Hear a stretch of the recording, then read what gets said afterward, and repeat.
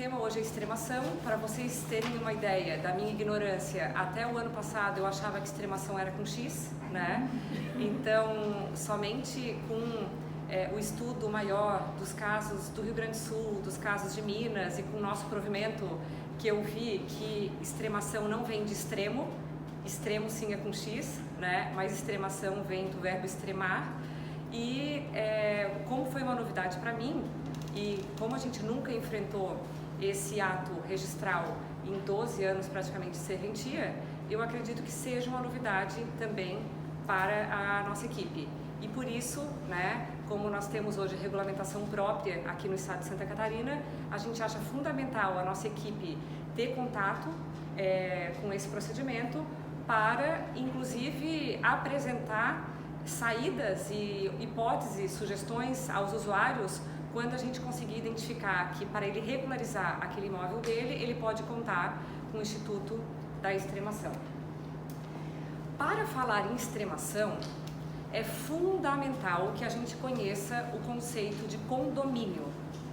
E aí eu queria perguntar para vocês, o que é condomínio? Pode vir qualquer resposta, não precisa ser muito acadêmica, científica, pode ser bem lei. Senhora Ziza.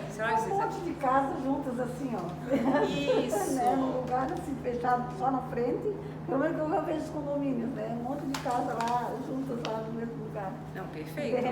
Isso aí pode ser um condomínio de lotes, um condomínio de casas. Ou de apartamentos também, que daí... Um condomínio de apartamentos, excelente, excelente. Tem mais algum condomínio que não seja de lotes, de casas, de apartamentos?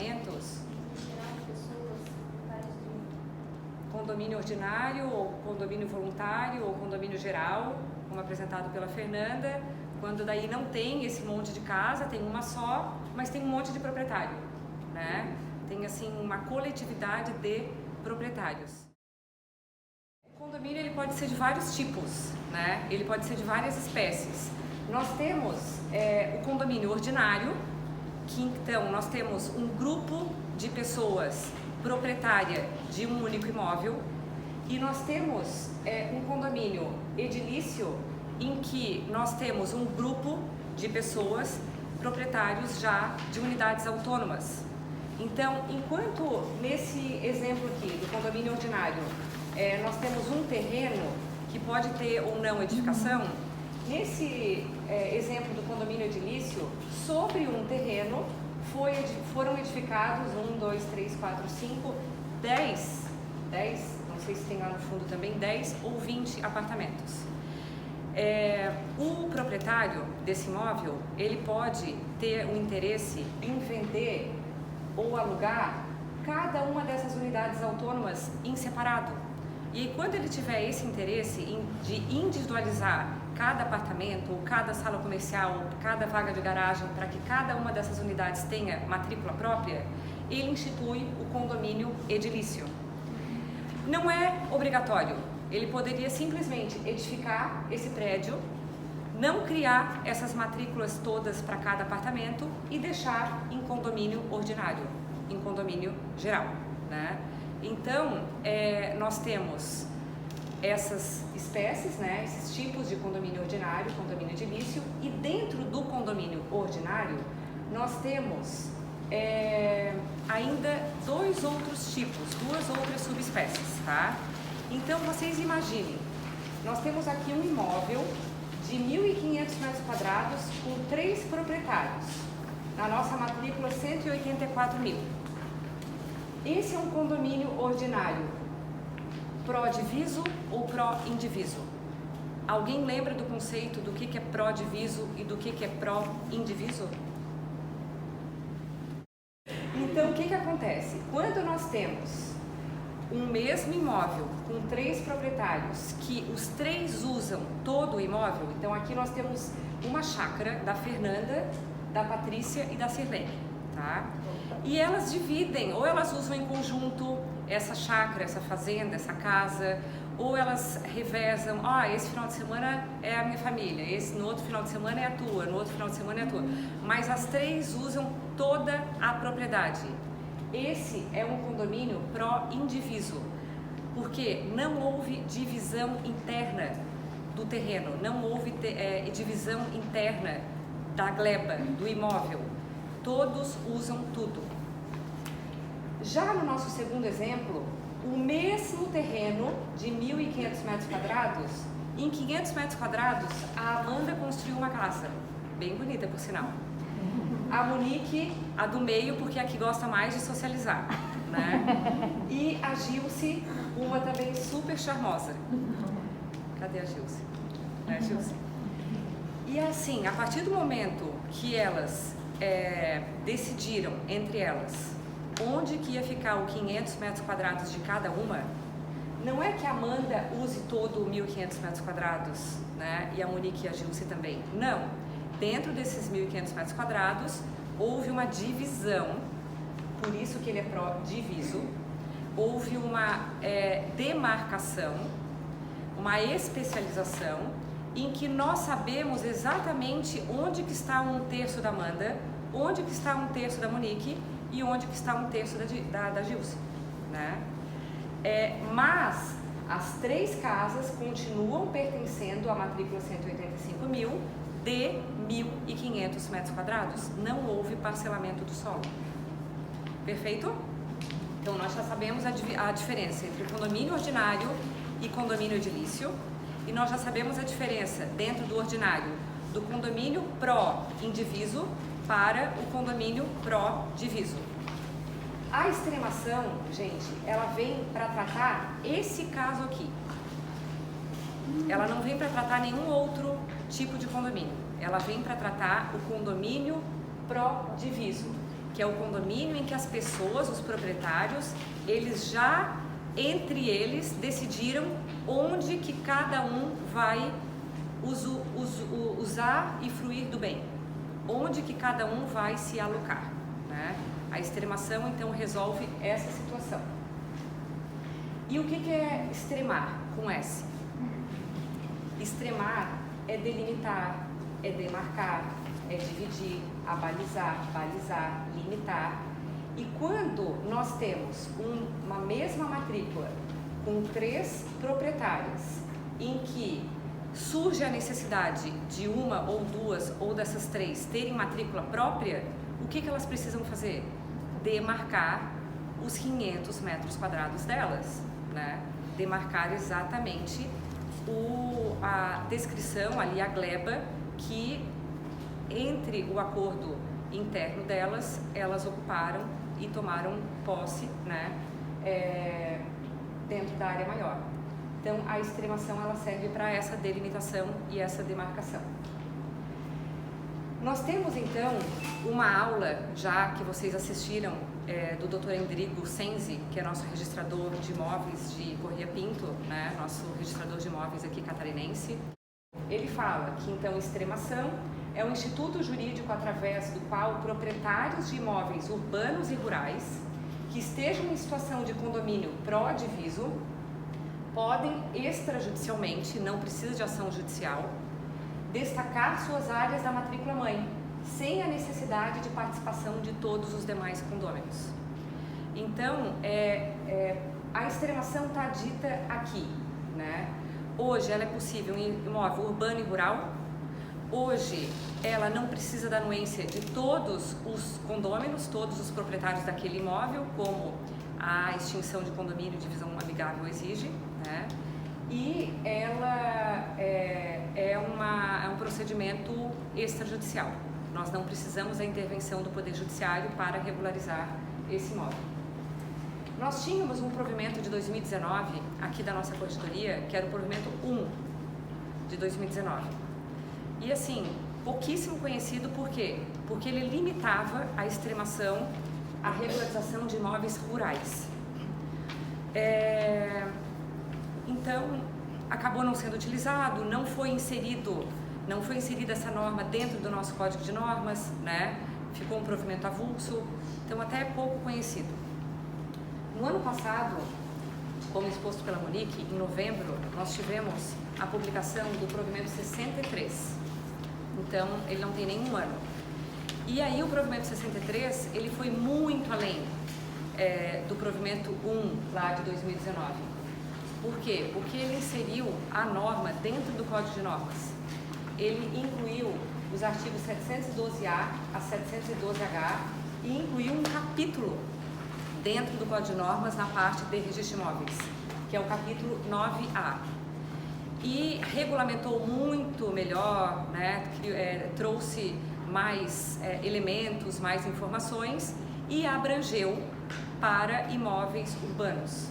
Então, hoje, pelo nosso Código de Normas, né, dispositivos incluídos pelo provimento 63/2020 da nossa Corregedoria Geral da Justiça, nós temos a possibilidade de realizar extremação em imóveis rurais e urbanos. Está aqui o capítulo 9A, né, incluído pelo provimento 63, e trata de regularização de parcelas imóveis rurais e urbanas em condomínio, porém em situação localizada de fato, que é o condomínio pró-diviso, obedecerá ao disposto nesse capítulo. E aí começa todo o regramento. Então, quando que nós temos também possibilidade, né, de praticar extremação, que antes do provimento nós não teríamos? Em áreas com descrição precária, sem necessidade de retificação da gleba maior ou averbação da área remanescente. Ontem eu e a Monique a gente estava conversando sobre as vantagens de cada um dos institutos e a gente verificou o seguinte, que se antes a Amanda, a Monique e a Gilce quisessem cada uma ficar com a sua matrícula, elas já tinham possibilidade. Elas podiam usar o instituto do desmembramento com extinção de condomínio e divisão amigável. Mas a gleba ela tinha que estar perfeitamente descrita, senão haveria necessidade de uma prévia retificação. Aqui, na extremação, o objetivo é flexibilizar tanto que a descrição ela pode estar precária e que a própria norma já dispõe que não haverá necessidade de retificação da gleba maior. A descrição vai ser apenas da gleba extremada, né, daquela parte área extremada. E mesmo que haja acréscimo ou desfalque da área maior, nós podemos continuar realizando e concluindo o procedimento, que para nós também é estranho. Para nós, se a Monique vai lá e destaca 600 metros quadrados, não 500, e aí a Amanda vai lá e destaca 600 metros quadrados, para nós, 600 mais 600, 1.200, daquele 1.500 ia sobrar 300. A terceira gleba poderá ser destacada como 600, faltou área e a gente não vai precisar fazer a retificação para os 1.800, né, 600 mais 600 mais 600, 1.800, porque o Código de Normas autoriza o provimento que haja desfalque de área na matrícula e acréscimo também de área na matrícula para a especialização dessas subáreas. Requisitos essenciais, de acordo com a aula aqui do Dr. Endrigo Sensi, que o condomínio da parcela a extremar exerça a posse por no mínimo 5 anos. Então, existe essa necessidade de uma certa consolidação daquela situação fática de pelo menos 5 anos. Em situação de condomínio pró-diviso, localizado, podendo somar ao seu o tempo de posse dos proprietários anteriores, sendo admitida a comprovação do requisito temporal por declaração do proprietário, corroborada, então anuída pelos confrontantes. Segundo requisito, que a identificação do imóvel atenda aos requisitos legais da 6.015. Então, aquele imóvel, não a gleba maior, mas aquele imóvel que está sendo extremado, talvez os 500 metros quadrados da Amanda, que ele tenha as descrições perfeitas, tanto de frente, tanto de fundo, tantos metros até a esquina, quem é o confrontante do lado direito, esquerdo, rua tal, aquelas descrições mínimas de um imóvel urbano rural do artigo 176 da Lei 6.015. Terceiro requisito, que tanto a parcela objeto da extremação quanto a área remanescente respeitem a fração mínima de parcelamento de imóvel rural ou área mínima de lote urbano. Então, se nós temos aqui em Joinville a fração mínima de parcelamento como sendo 20.000 metros quadrados, nós não podemos ter uma gleba extremada com 15.000 metros quadrados. Então, a gente precisa continuar respeitando a FMP, fração mínima de parcelamento.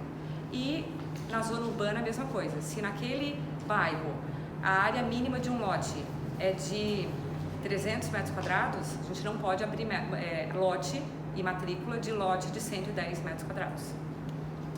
E quarto requisito, que o pedido seja deduzido em escritura pública declaratória. Então, não basta um requerimento para nós, né? Não é como uma retificação de área. Há necessidade, assim como na divisão amigável, assim como na extinção de condomínio, da apresentação de uma escritura pública, que no caso aqui vai ser uma escritura pública declaratória de extremação. Ele é então um procedimento duplo. Por um lado, a gente faz uma retificação complexa daquela área que está sendo extremada, porque a gente vai analisar ali toda a descrição dos perímetros e verificar se houve anuência dos confrontantes, não da gleba total, mas da área que está sendo destacada. E por outro lado, há uma extinção total ou parcial desse condomínio. Por isso, né, que se fala que a extremação é um procedimento duplo. Ele abrange esses dois atos, né, a averbação de retificação complexa da área extremada, da gleba destacada, e a extinção parcial do condomínio para que aquele proprietário fique com uma matrícula individualizada em seu nome e não mais em condomínio geral. Quais são os documentos que precisam ser apresentados para o registro de imóveis? A escritura pública, essa declaratória de extremação, mapa e memorial descritivo, que é a mesma documentação apresentada numa retificação extrajudicial, as anuências, né? Aí só lembrando vocês que hoje o nosso artigo 704, parágrafo 2º do Código de Normas, autoriza que a anuência dos confrontantes venha apenas no mapa, e se ele tiver todos os elementos ali necessários da descrição da área, e a RT do profissional que realizou esses estudos técnicos. A anuência de quem que a gente deve colher? Vocês imaginem aqui então agora que a Amanda queira destacar, a Gilce e a Monique estão felizes assim, elas não precisam assim da matrícula individualizada, mas a Amanda precisa porque ela quer trocar por uma casa na praia. E a pessoa que quer perguntar com ela casa na praia não tem interesse em entrar no condomínio. Então, quem que seriam os confrontantes da Amanda para que a Amanda conseguisse destacar a área dela? Nós temos um outro terreno aqui, nós temos uma rua aqui e nós temos um outro terreno aqui. Então, nós teríamos que exigir a anuência desse proprietário, confrontante do lado direito, desse proprietário aqui, confrontante dos fundos, e apenas da Monique. A gente não precisaria colher a anuência de todos os demais condôminos daquela área maior.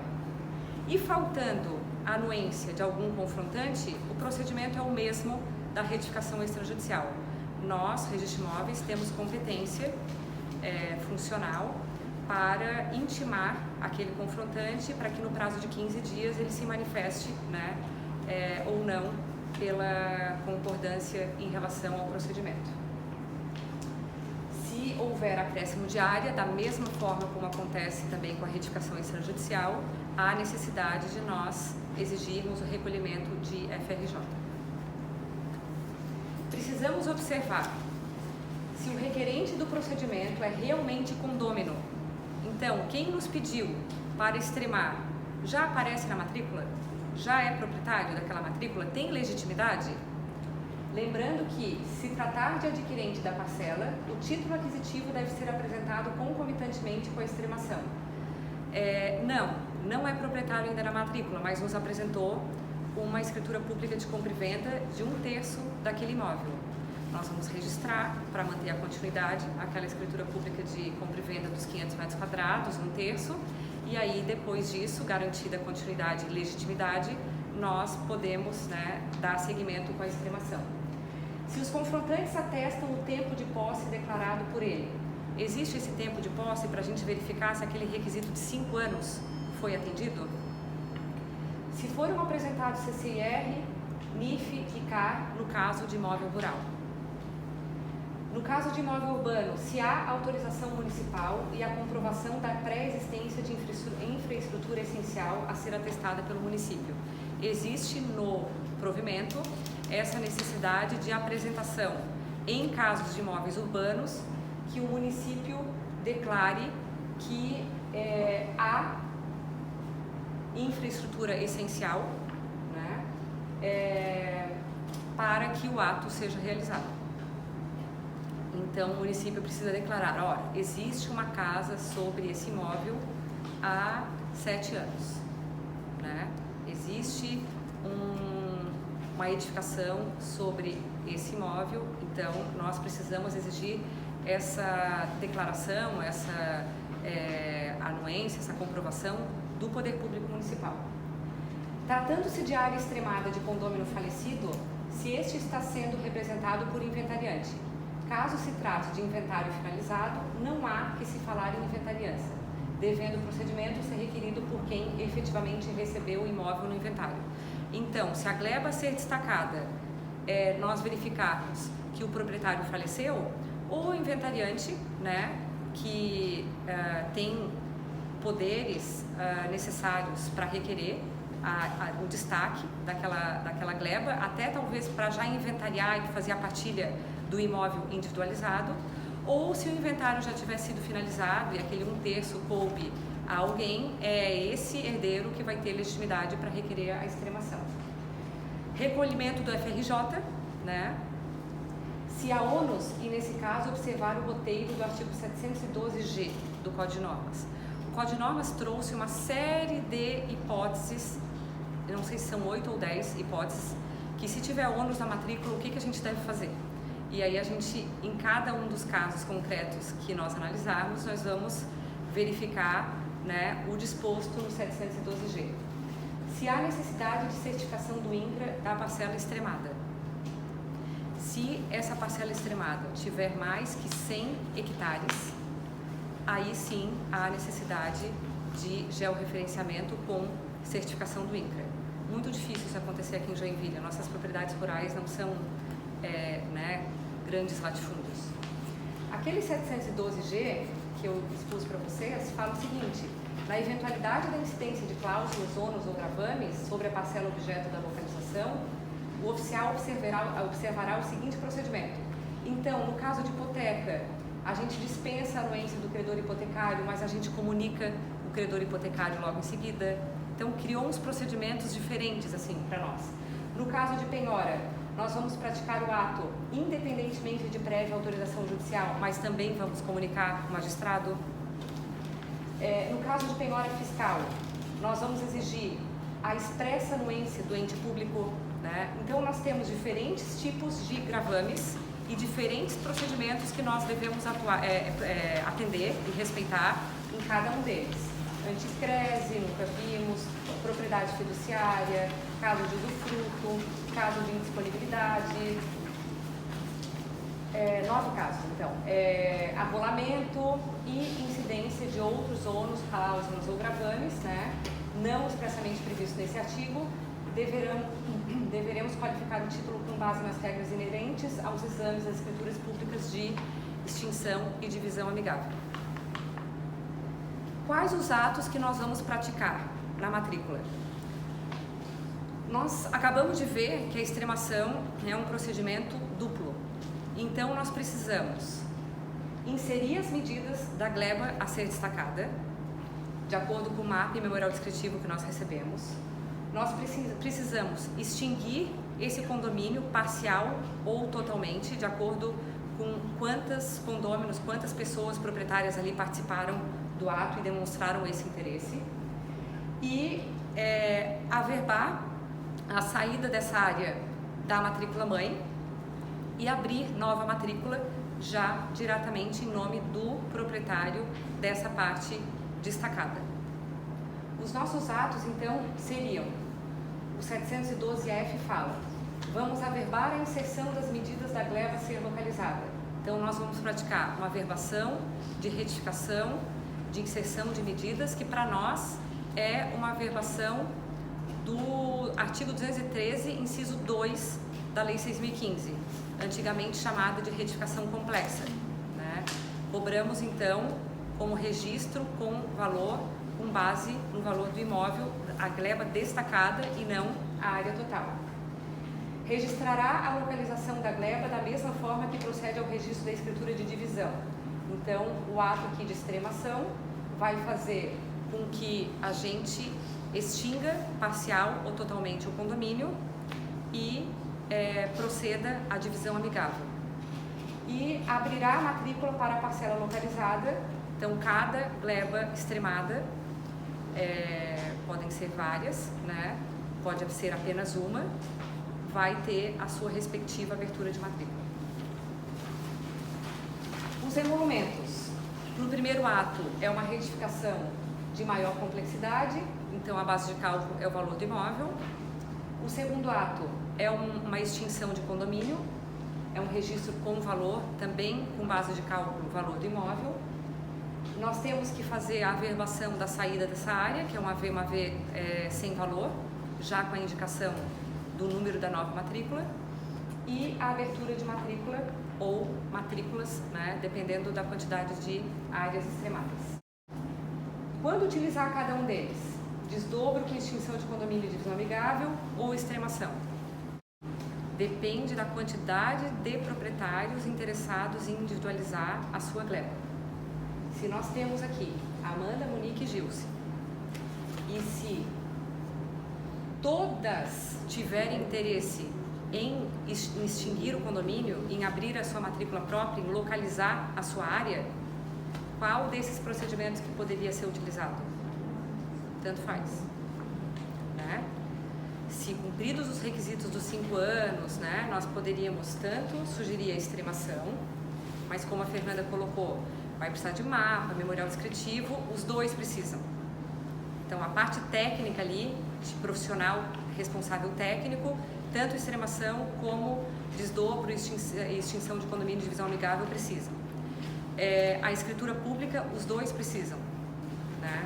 Mas em relação aos atos registrais, para a divisão amigável, nós vamos ter um registro com valor, e na extremação nós teríamos a averbação, que seria complexa, mais o registro da extremação, que seria a extinção de condomínio.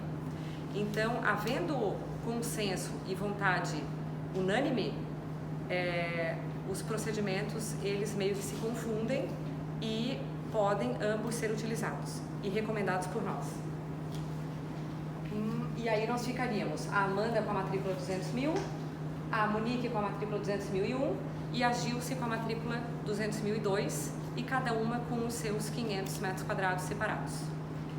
Mas se apenas a Amanda tivesse interesse em destacar a área dela para aquela permuta que ela quer fazer com uma casa de praia, e a Monique e a Gilce estivessem bem felizes ali em condomínio, qual o procedimento que nós poderíamos sugerir para a Amanda que buscou a nossa ajuda? Só a extremação.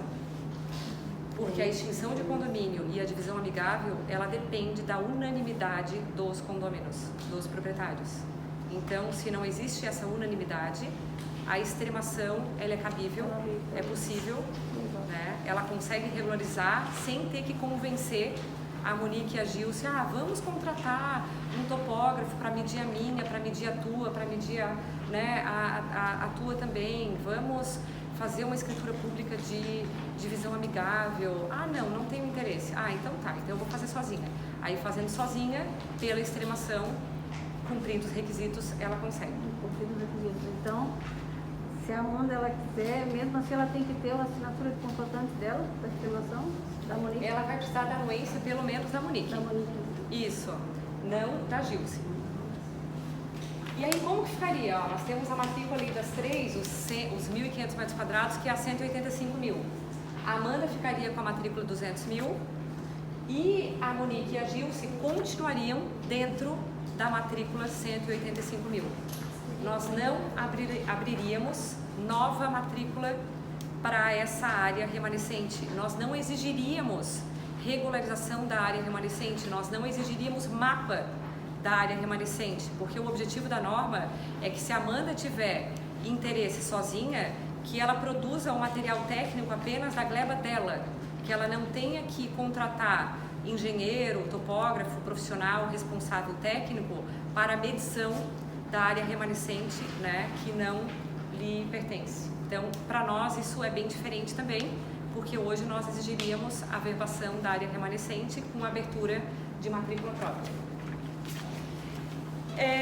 Eu espero que, por mais que a gente não tenha tido experiência ainda nesse procedimento de extremação, que a gente tenha saído hoje dessa 1h, 45 minutos, né, de conversa, com mais conhecimento de quando a gente chegou aqui. Eu, com certeza, estou com mais conhecimento, principalmente por ter estudado mais o tema para preparar a aula para vocês. Eu acho que quem mais aprende é sempre o palestrante. E isso é muito bom, né, do programa, muito bom mesmo. A gente precisa pensar em como explicar de uma forma racional, de uma forma que faça sentido, e a gente não consegue explicar se a gente não entender antes, né? Tanto que ontem eu pedi ajuda da Monique, tá, Monique, mas vem aqui, eu acho que a equipe vai ficar com essa dúvida, quando a gente usa um, quando que a gente usa outro, qual vai ser a nossa conclusão aqui, porque, né, esse é o principal, a gente conseguir compreender os diferentes sistemas, os diferentes procedimentos, para sugerir a melhor forma ao nosso usuário, a forma menos onerosa, menos complexa, né, mais ágil, mais rápida, e acredito que a gente conseguiu, né, com a aula de hoje, crescer um pouquinho mais nesse preparo para quando o usuário tiver essa situação de precisar sair de um condomínio pró-indiviso sozinho, a gente ter esse procedimento para indicar, né, incluindo recomendação da documentação necessária.